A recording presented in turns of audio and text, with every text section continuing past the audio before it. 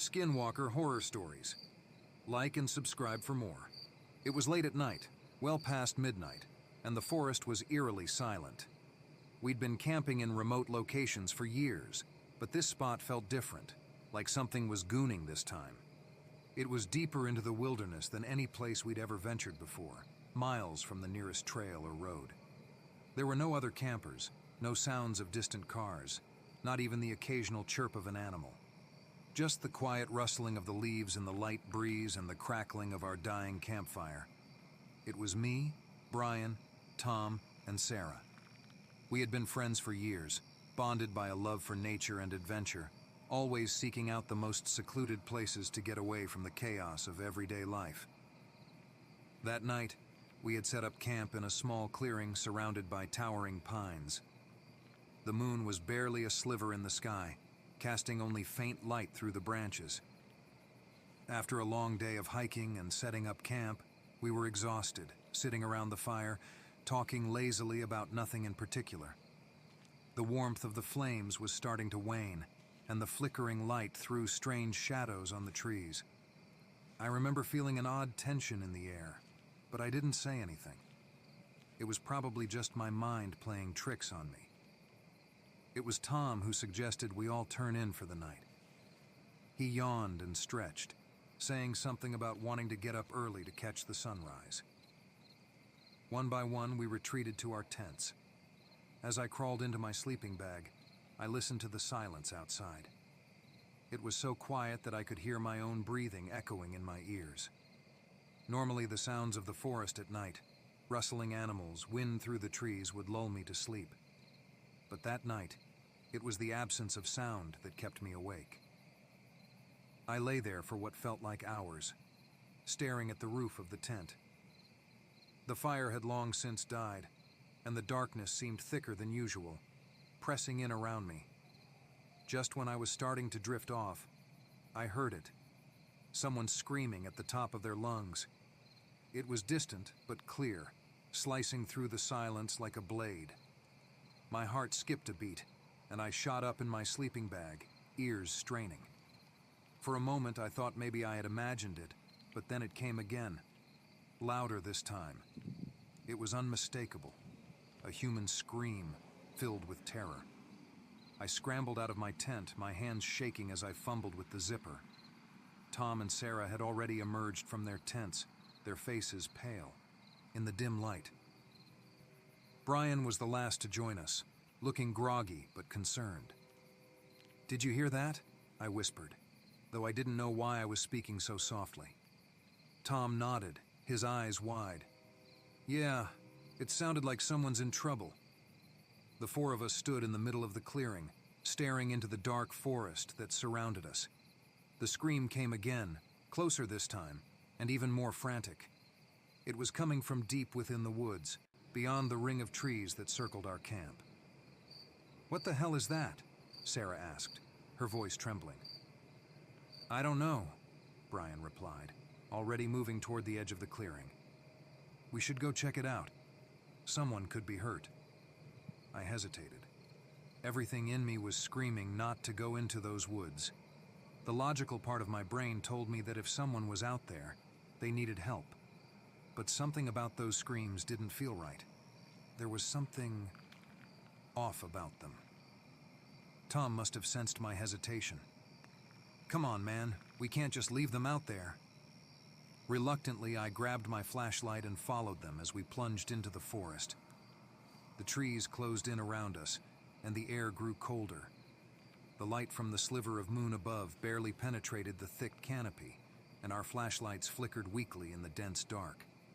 Every rustle, every snap of a twig, made me jump. We followed the sound of the screams deeper into the woods, calling out as we went, though no one ever responded. The screams themselves didn't stop. They just grew more intense, more desperate. And then, suddenly, they stopped. We stood there in the middle of the forest, frozen, our flashlights sweeping through the trees. The only sound now was the rustling of the leaves in the wind. The silence was deafening, almost suffocating. "What the hell?" Brian muttered, swinging his flashlight in wide arcs. That's when we heard the voice. It wasn't a scream this time. It was someone talking, but the words were distorted, garbled, like they were coming from a great distance. I could just make out a voice. It sounded like a woman, but the words didn't make sense.